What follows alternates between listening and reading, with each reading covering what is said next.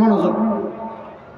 গুনাহ করার সময় যদি দিল আর দিমাগের মধ্যে এই কথাটা ঢুকানো যায় যে আমি যখন গুনাহ করতে আগাচ্ছি আমাকে কেউ না দেখলেও একজন দেখছেন, তিনি কে? আর একটু জোরে শুনতে চাই, তিনি কে?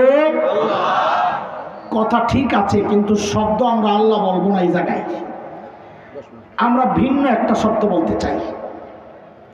কোন শব্দ? আমি এই প্রসঙ্গে সাপোর্ট হিসাবে যে আয়াতটা আনতে চাই, ওই আয়াতে যেই শব্দটা আছে ওইটা বলি।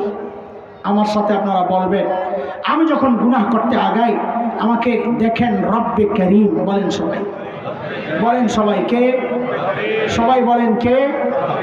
এটা মনে রেখেন, তিনি শুধু দেখেন না, কাজ দুইটা, তিনি দেখেন আর ডাকতে থাকেন।